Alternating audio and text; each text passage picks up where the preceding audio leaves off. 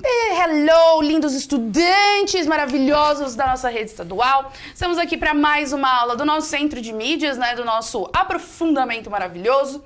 E hoje continuamos aí as nossas aulas de introdução. Agora estamos na aula de introdução 3, né? E continuaremos falando sobre o quê? Adolescência, né? Porque justamente a gente já vem aí traçando um pouco desse percurso. Antes de eu começar, né, a explicação, retomada, hoje eu trouxe um adolescente para falar com a gente, um jovem para falar com a gente, que eu trouxe o Thiago para dar aula comigo. Oi, Fabi, tudo bem? Obrigado aí, né? Realmente eu não sei ainda se eu saí da adolescência, né? Mas é isso, né? Então é legal você ter alguém aqui da adolescente mesmo para poder falar, né? Você tá naquela fase meio turva que você não sabe se você é minha adolescente, voz, meio eu tô adulto. com um problema na minha voz, enfim. Tá, e é verdade isso. Tá passando por essa fase ainda. Exatamente. Então, ó, pra gente, né, primeiro vamos passar pelas partes, vamos ver que a gente fica zoando que são as partes burocráticas, que é pra gente saber onde a gente tá. Então vai aparecer aí pra vocês, a gente tá no nosso aprofundamento, a cultura do solo, do campo à cidade, a nossa unidade curricular é o indivíduo e o ambiente, e o nosso componente são os aspectos socioculturais da alimentação. A gente já tá, então, na atividade número 2, e essa é a aula de introdução de número 3, tá? Lembrando também que sempre no começo da aula eu só vou passar, como sempre, mas vocês têm aí o resumo do componente, os eixos estruturantes com as habilidades, né? Sempre lembrando que é investigação científica, processos criativos e as habilidades específicas das ciências humanas e sociais aplicadas. Então, se vocês quiserem ver com mais calma, depois olhar, sempre tá no começo do nosso PPT, tá? E aí, só pra gente fazer uma recapitulação, e pro Thiago também, né, saber da nossa recapitulação, a gente começou essa atividade, né, lembrando que ela é uma continuidade da atividade número 1, mas a gente começou a ver um pouco sobre como a gente percebe a cultura, principalmente quando a gente fala sobre adolescência. Então, na nossa primeira aula, a gente falou sobre as fases da vida. Então, o que é uma infância, né? O que é considerado uma criança, um adolescente, um adulto, um idoso? E a gente falou tanto de aspectos sociais, né, desses períodos, então preparação para a vida adulta, né, aprender normas e regras, mas a gente também falou dos aspectos biológicos, então puberdade, desenvolvimento cerebral. A gente falou, né, claro, lembrando que estamos numa aula de ciências humanas, então a gente falou um pouco por cima, né? Deixo a cargo aí da Priscila ajudar vocês um pouco mais nisso. E na outra aula, a gente falou também um pouco sobre gerações, né? De que como a gente tem esse movimento também de ver que a gente separa em gerações pessoas que acabaram sendo marcadas por acontecimentos históricos e que muitas delas acabam tendo muitas coisas em comum por compartilharem esse mesmo momento de crescimento, né? Mas a gente também lembrou que as gerações, elas são um momento, mas isso não significa que são traços determinantes, que uma pessoa que nasceu na mesma geração que a outra são pessoas completamente iguais e pensam e falam iguais, mas sim que elas compartilharam de um mesmo momento, de uma mesma etapa ali na hora do crescimento delas, né? E hoje a gente vai falar um pouco mais sobre a adolescência, né? Então a gente já tinha comentado um pouco sobre isso e agora a gente vai entender um pouco melhor sobre o que é essa adolescência. E será que a adolescência sempre existiu como a gente conhece ela? Você acha que você, na sua adolescência, vai ser igual, por exemplo, que a adolescência do seu filho, Ti?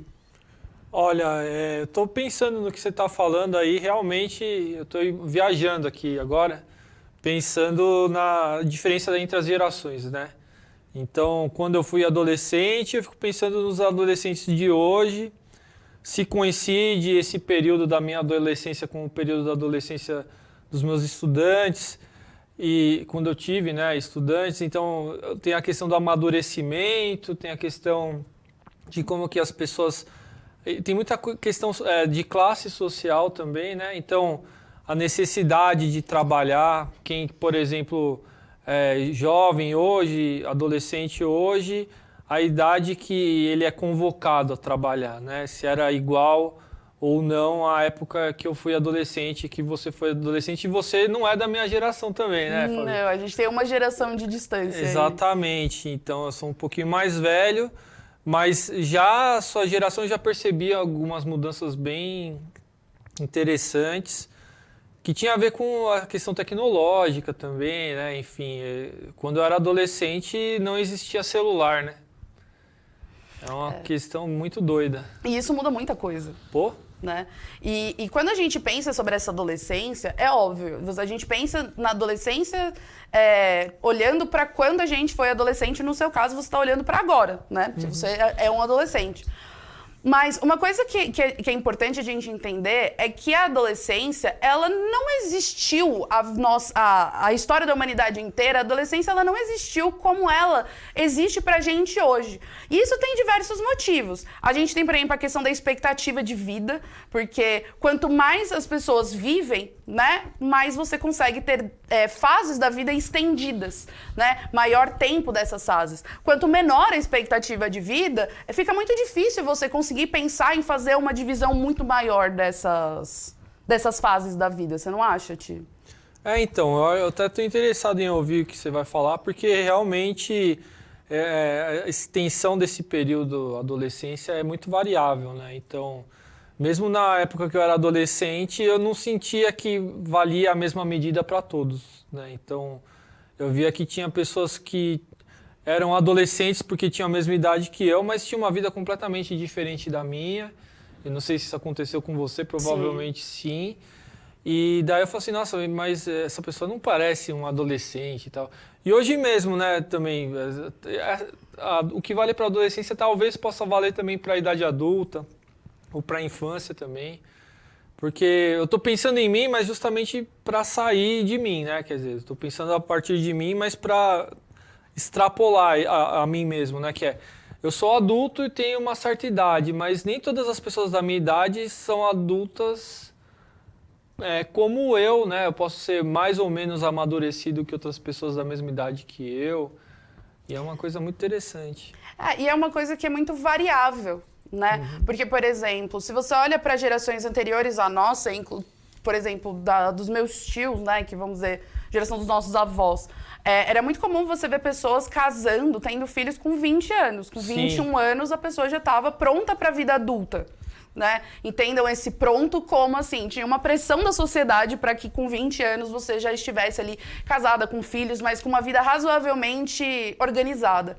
E hoje, eu vejo que a maioria dos meus amigos está tendo filhos já perto dos 30, na verdade, a maioria até um pouco depois dos 30. Tipo eu. Não, mas não só você, mas muita gente hoje não tem mais essa ideia de que, tipo, eu preciso ter tudo resolvido aos 20. E quando eu estava na escola, dando aula, tinha vários estudantes que eram até mais jovens que você, que tinham filho já, né? Sim. Então, poxa, sei lá, eram estudantes de 17, 18 anos, né, terceiro ano do ensino médio, ou mesmo da segunda série do ensino médio, e as pessoas já com mães grávidas, pais também. Que já tiveram que amadurecer, vamos dizer assim.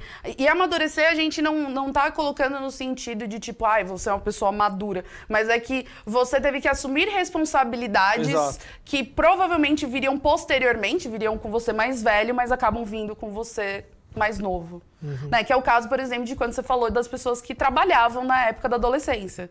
É diferente de quando você tem a opção de apenas estudar. Exatamente. Né? Isso faz uma mega diferença. Então, vai aparecer aí na tela para vocês que durante muito tempo a adolescência não era uma etapa considerada, né? Lembrando que, assim, quando a gente fala desse período da adolescência, a gente não está dizendo que não tem alguma concepção de juventude ou até de uma infância estendida. Mas a adolescência, com esse peso que a gente conhece hoje, com essa cara, vamos dizer, que a gente tem hoje, durante algum tempo da história, isso não era visto dessa maneira. Na verdade, eles viam essas pessoas como uma fase de preparação para a vida adulta, né? Mas não necessariamente ela tinha esse nome, né? Só que hoje, se você for pensar na nossa sociedade contemporânea, então, que estamos vivendo agora, ocidental, ela não é mais encarada só como um período de preparação para a vida, como por muito tempo ela foi vista também.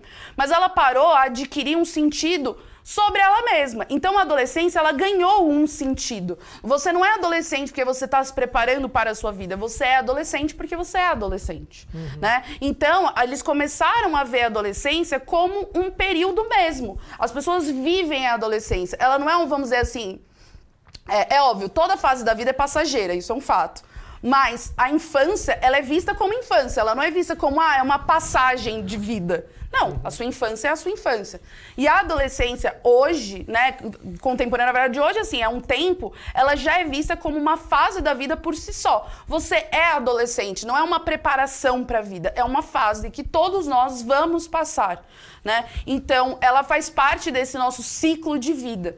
E aí, quando a gente analisa essa questão da adolescência, é óbvio, a gente tem que pensar as questões biológicas, né? Então, você tá sofrendo mudanças hormonais, a voz tá falhando, tá crescendo pelo no sovaco, enfim, aquela história da adolescência, espinha pra tudo quanto é lado, né? Toda aquela história da adolescência. Mas a adolescência, como a gente falou aqui, quando a gente vai analisar a vida das pessoas, e mesmo quando a gente analisa sociologicamente e tudo mais, a gente tem que entender que para você ser um adolescente é uma junção de coisas. Você não é só biológico. Existe um fator social. Então, quando a gente analisa a adolescência, não a puberdade. A puberdade, ela é totalmente biológica, tá? A puberdade, ela é uma fase biológica da nossa vida. Quando a gente fala na adolescência, a adolescência, ela é um mix de tudo isso. Então, ela é um mix da puberdade que você tá passando, que é um período biológico, mas ela também tem um peso social. Ela também tem todas essas questões que o Thiago mesmo já comentou, históricas, né, sociais, econômicas e culturais. Porque todo mundo passa pela puberdade. Mas se você, por exemplo, é de uma família onde você começou a trabalhar muito cedo, a sua adolescência não vai ser igual à minha adolescência. Se você está num lugar onde você pôde não trabalhar na adolescência, você pôde se dedicar a estudar, ir para suas festas, fazer esportes, a sua concepção de adolescência vai ser muito diferente. Então, a puberdade todos nós iremos passar, né? E ela é uma parte importante da adolescência. Mas a adolescência também tem todas as questões sociais que vêm junto com ela, né, Ti? Então, você está falando e eu estou pensando aqui, uma coisa que eu acho que você vai gostar que eu fale, porque você gosta. Não, conte-me. Do Freud, porque sabe que eu adoro ler Freud e tal. Não é exatamente o que ele escreveu, mas é uma questão que está na obra dele, né? Que é justamente ele analisa o desenvolvimento psíquico do ser humano a partir de 2 pontos de vista. Um é o filogenético e o outro é o ontogenético. Palavras chiques. Palavras chiques, mas eu vou explicar o que é. Fiquem tranquilos. Filogenético tem a ver com a história da espécie. Então, a espécie humana e, enfim, da onde ela surgiu, e essa coisa meio do Darwin, sabe? Essa coisa meio da evolução das espécies e tal. Isso tem a ver com o filogenético. E o ontogenético é o que é esse ser humano, né? Ou seja, a essência desse ser. Qual que seria, então, a verdade sobre a adolescência? Daí, pensando desse ponto de vista que eu estou falando, tem 2 questões. A primeira, então, é essa filogenética, que tem a ver com o desenvolvimento da adolescência dentro de um esquema do desenvolvimento da espécie humana. Se existem, sim, algumas características biológicas, né, da adolescência e tudo mais. E a outra coisa teria a ver com o adolescente em si mesmo, né? O que é ser adolescente, se existe, então, um ideal, vamos dizer assim, de adolescente, né? O que seria característico, peculiar ao ser adolescente? Pensando dessas 2 formas, a gente vê o que, em primeiro lugar? Que do ponto de vista do desenvolvimento da espécie e tudo mais, a gente não chega a nenhum consenso sobre a adolescência também, porque esse amadurecimento, seja até mesmo da sexualidade, enfim, dessas dimensões do corpo humano, varia muito para a gente que está aqui, né? Sim. Agora, pensando desse outro ponto de vista do ser adolescente também, que quais seriam as características do adolescente? Então, ele é rebelde, então o adolescente, ele, por exemplo, é mais progressista, menos conservador que os pais e tem aquele conflito e tudo mais. Ou então que o adolescente ele vai justamente ter um embate, um conflito com os pais pela própria natureza da adolescência mesmo. Isso também é questionável, né? Então, a gente não tem nenhum consenso sobre o que é a adolescência mesmo, né? Faz sentido um pouco do que eu falei? Não, faz, porque assim, quando a gente fala da questão do consenso, é entender que não existe como eu bater o martelo e dizer que a adolescência é igual para todo mundo e que todo mundo vai viver a mesma adolescência. Tipo, se a gente for pensar, mesmo o seu vizinho que mora no mesmo lugar que você, vai ter uma adolescência completamente diferente, né? Então, a gente, voltando no que a gente vem falando, aliás, desde a atividade número 1, quando a gente falou, lembra quando a gente falou de determinismo social e biológico e geográfico? É exatamente isso. A gente não tem como ter esses determinismos porque é uma junção de várias coisas, né? Talvez se você tem uma puberdade um pouco mais tardia, você enxerga adolescente de uma maneira diferente de alguém que teve uma puberdade um pouco mais precoce até, né? Partindo do ponto de vista biológico ou dependendo de onde você nasceu. E aí a gente trouxe uma linha do tempo para a gente pensar nessa questão de como a gente pode entender esse processo da adolescência. Porque, como a gente já falou em outras aulas, a ideia é que você vá também questionando as pessoas ao seu redor sobre como elas enxergaram a sua própria adolescência. Mas como, a parte de entrevista eu vou deixar para vocês, porque eles são cientistas, entendeu? Então a pesquisa está com eles, a gente vai fazer um recorte histórico aqui. Então, ó, a gente vai começar pela Grécia, tá? A gente pegou, assim, coisas mais... que são mais fáceis até de vocês encontrarem. Mas na Grécia não existia o que a gente chama de adolescência. Eles tinham um nome, tipo, como se fosse uma juventude. E era a fase onde as pessoas eram treinadas para poder se tornarem cidadãos ou, né, militares. Então, não era uma fase... era uma fase realmente de preparação da vida adulta. Era a fase onde você se dedicava a, vamos dizer, descobrir o seu papel social. E aí a gente tem coisas muito importantes, que, por exemplo, normalmente na Grécia as pessoas se casavam entre os 15 ou 16 anos. Claro, lembrando que pode ser uma margem para mais ou para menos. Tá parecendo, como se fala, pesquisa eleitoral, com uma margem de erro para mais ou para menos. Mas é mais ou menos essa faixa etária. Com 16 anos, os homens, tá? Isso é importante colocar, eles já podiam falar em assembleias. Então, eles já tinham ali uma visão de que com 16 anos ele já era uma figura de cidadão, né? De participação das decisões públicas. E com 18, aí sim eles eram inscritos em registros públicos da cidade, marcando aí uma maioridade civil. Então, com 18 ele realmente era considerado maior de idade completamente. Mas com 16 ele já tinha um papel social muito importante, né? Então, a gente também tem duas coisas. A expectativa de vida não era a mesma que a gente tem hoje. Então, consecutivamente, se você morre mais cedo, significa que todas essas partes da sua vida, elas vão ser adiantadas. Então, hoje, a gente pode se dar ao privilégio de ter filhos com 30 anos ou 40, por causa que a gente tem uma expectativa de vida de 80. Sei lá, tô chutando a expectativa de vida aqui, mas deve ser por volta de uns 70 e poucos, né? 80. Mais ou menos, né? Bem mais do que era na Grécia Antiga. Né? Bem mais do que era na Grécia Antiga. Agora, se a sua expectativa de vida, vamos chutar, eu estou chutando, tá, gente? Eu não tô pegando dados que estão aqui. Mas vamos dizer que na Grécia Antiga a sua expectativa de vida seja 40 anos. Você não pode esperar para ter filho com 30, porque não faz sentido. Então, todas essas fases são adiantadas. E aí é nesse ponto que a gente fala que não existia a adolescência como a gente enxerga hoje. Porque ela era uma frase meio suprimida. E posso pegar ali. carona aí no que você está falando? Você está falando da Grécia Antiga e da juventude, né? Mas vamos pensar assim, o que seria então a juventude para os escravizados gregos da Grécia Antiga, de Atenas e tudo mais. Esses deviam ter uma expectativa de vida muito mais baixa, por exemplo, do que as dos cidadãos gregos, né? Eu lembro que, eu não tenho certeza disso, mas me parece que, por exemplo, que o Platão morreu com 80 anos, né? Então ele morreu muito... morreu idoso, uma idade que... Viveu bastante, né? Viveu bastante, até para os tempos atuais. Mas eu duvido que a expectativa de vida dele fosse igual à das pessoas que foram escravizadas, né? Naquela mesma região. E até hoje, assim, a gente sabe que a gente tem expectativas de vida muito diferentes com relação às classes sociais. Então... até no Brasil, você tem expectativas muito diferentes. E eu não estou dizendo diferente, tipo, 70 a 75 anos, mas tipo 55 a 85. O que é um recorte muito grande. Sim. Entre países mesmo, né, a gente vê que a expectativa de vida do brasileiro é menor. Se eu não me engano, é em torno de 65 anos no Brasil e tudo mais.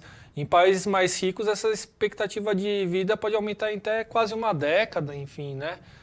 E a gente está falando de uma realidade de um mundo global, que a medicina avançou bastante, né? Mas mesmo com esses problemas todos que nos assolam, pandemia e tudo mais, uma outra coisa que eu queria te provocar, porque eu acho interessante, desse fenômeno mesmo da pandemia, né? Porque a gente está pensando na juventude, certo? Sim. E então, o que pensar do impacto da pandemia na juventude atual também, né? Será que isso é um fator muito importante para uma mudança no sentido da própria adolescência, da juventude? Como que é visto ou é pensada essa categoria? O que você acha, Fabi? Então, na aula passada, eu fiz uma previsão de Mãe de Ná. Eu fiz uma previsão da Mãe de Ná. Se vocês não conhecem a Mãe de Ná, é porque a gente é de gerações diferentes. Mas eu fiz uma previsão de Mãe de Ná. Eu chutei, mas foi uma previsão, de que eu acho que a pandemia vai gerar uma nova geração. Principalmente porque você tem, não só adolescentes, mas você tem crianças que passaram 2 anos sem contato social. Total, Né? Então, eu acho que... Eu chuto que a pandemia vai gerar uma nova geração. Né? Um outro formato, né, de pessoas. O que você acha? De relação, não. Eu entendo que a pandemia... na verdade, é muito difícil fazer previsão para mim, né? Sobre a pandemia, porque é uma coisa tão recente. E eu me lembro até as pessoas há 2 anos atrás tentando especular, prever o que ia acontecer com a pandemia. E passados 2 anos a gente vê ainda que a gente tem muitas incertezas, né, em relação a isso, e mesmo naquela época a gente não consegue, mesmo em relação àquela época a gente vê que algumas previsões foram furadas, né? Sim. Mas a questão assim da adolescência que eu posso perceber já mais imediatamente é essa questão do contato humano, a questão do abraço, da proximidade entre as pessoas. Que já era algo que estava em leve declínio por causa do avanço tecnológico. E eu acho que a pandemia vai piorar. Eu acho isso... Mas é aquilo, gente, como a gente falou, são previsões. A gente não tem como ter esses dados em absoluto agora, né? Mas é o que a gente fala, a ciência vive de previsões, não é mesmo? Eu estava pensando na escola, né? Como que era comum ver no pátio as pessoas muito juntas, muito próximas umas das outras, né? Recentemente eu também ouvi relatos nas escolas, e daí vocês podem ver aí das escolas que vocês estão, se isso é verdade, que as pessoas têm aquele sentimento gregário, né? De ficar juntas, muito próximas umas das outras. Então parece que esse distanciamento todo fez as pessoas quererem ficar próximas umas das outras, mas também teve um certo receio. Então tem as restrições todas. E essa mudança espacial entre as pessoas, eu imagino que ela interfira também no modo como as pessoas veem a si mesmas e veem as outras também, né? Então, acho realmente que esse distanciamento social mesmo da pandemia causou um distanciamento ainda maior, sim, entre...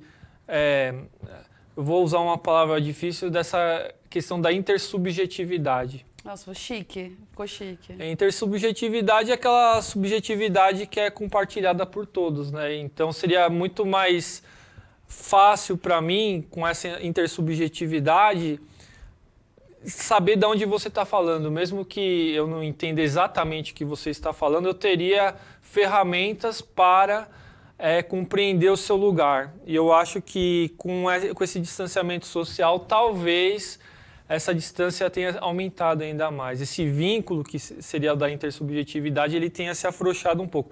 Mas eu não sei, não tenho a menor ideia. Talvez tenha acontecido até mesmo o contrário, né?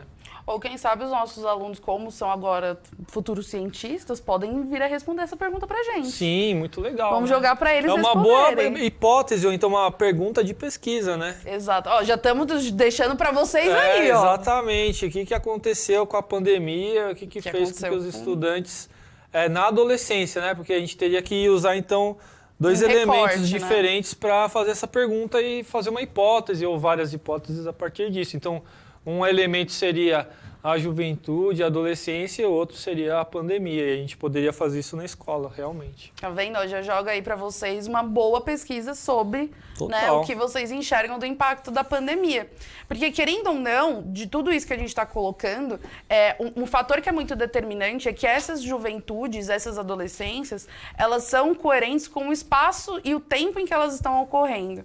Então, né, indo mais para frente, a gente estava falando de Grécia, vamos para Roma. Em Roma, muda um pouco esse formato, né? Porque os pais começaram a ser mais responsáveis pela educação dos jovens. E ela tinha um caráter mais prático, então ela te formava de uma maneira mais prática para ser agricultor, cidadão, guerreiro e tal. No século II, depois do século II, as famílias mais ricas começaram a chamar, né, professores particulares ou filósofos, se vocês preferirem, né, para educar essas crianças, né, enquanto outras crianças iam para a escola. Então, quem tinha privilégios financeiros contratava professores particulares. Então, como era mais ou menos essa dinâmica? Com 12 anos, a gente acabava ali a escola, né? O ensino básico, e aí ia estudar os autores clássicos e mitologia. Meio que, vamos dizer, era um aprofundamento. Eles iam ali por uma questão mais teórica. Com 12 anos, as meninas já estavam na idade de casar. A gente vê que até é um pouco mais cedo do que na Grécia. Com 14, eles já começavam a vestir essas pessoas como adultos. E muitos deles viajavam para a Grécia para continuar estudando. Então, com 14 anos, eles já tinham esse movimento que muitas vezes a gente tem hoje na universidade, que é que de com 20 anos ir morar em outro lugar. Só que a gente estava com 20, eles tinham 14, né? Que o que seria hoje mais ou menos o pessoal ali no 8º, 9º ano, era o momento em que eles iam para a universidade. Tá? Fazendo um paralelo que a gente tem hoje. E aos 16, 17, eles podiam escolher entre a carreira pública e o exército. Então, com 16, 17 anos, você já tinha que ter plena consciência do que você queria fazer da sua vida. Você já era considerado um adulto completo.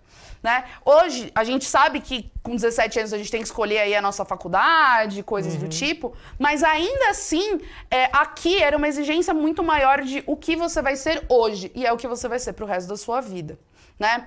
De Roma a gente pula para a Idade Média, tá? Então na Idade Média as pessoas elas viviam em comunidades feudais e como elas viviam muito juntas ali, né? Era uma comunidade muito dentro de um coletivo, esses papéis de gênero, de profissão, eles eram ensinados pela comunidade como um todo. Então era um aprendizado meio que coletivo.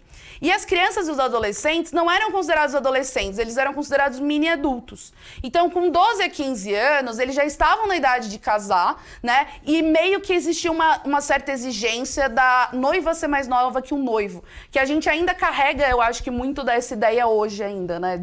Do marido ser mais velho do que a esposa.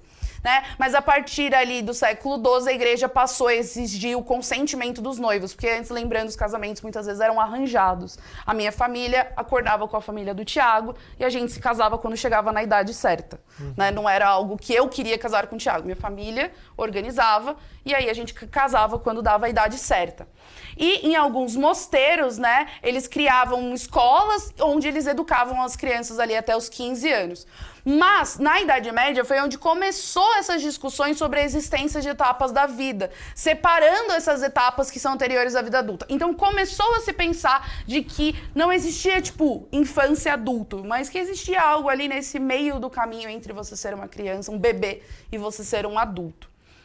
Na Idade Moderna, né, a gente passa já aí, o Estado começou a interferir mais nessas questões sociais, comunitárias, mas também familiares. E aí ainda não tem uma divisão muito clara do que é infância e adolescência, né? Mas com a introdução do colégio como uma instituição, né, como um lugar para as pessoas serem educadas por especialistas, tá, entre aspas, as pessoas elas eram separadas ali, iam para a escola dos 10 aos 25 anos, mas ele não tinha essa divisão etária como a gente tem aqui, de que com 7, 8 anos você está na primeira série, com 8, 9 está na segunda. Né? Então era um pouco mais aberto, mas você já começou uma formalização desse período e um entendimento maior sobre ele. Para que hoje, no século...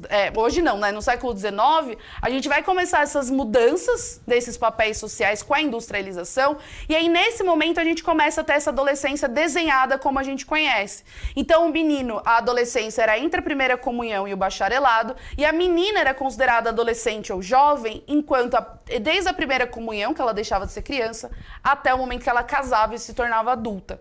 Só que no século XX, que a gente já falou com vocês, com as guerras e com muitas coisas acontecendo, a gente já começa essa estruturação da adolescência como é hoje, que a gente já discutiu quando a gente falou sobre fases da vida e gerações, porque a gente falou sobre gerações do século XX, tá? Então, aí, você quer fazer algum comentário? Abrir seu coração? Agradecer aqui seu convite para estar com você e me despedir do pessoal, né? Então, gente, avaliem a nossa aula, falem que o Thiago é lindo, porque ele é maravilhoso e veio dar aula comigo. E a Fabi. Muito obrigada por estarem aqui com a gente e até a próxima aula. Tchau.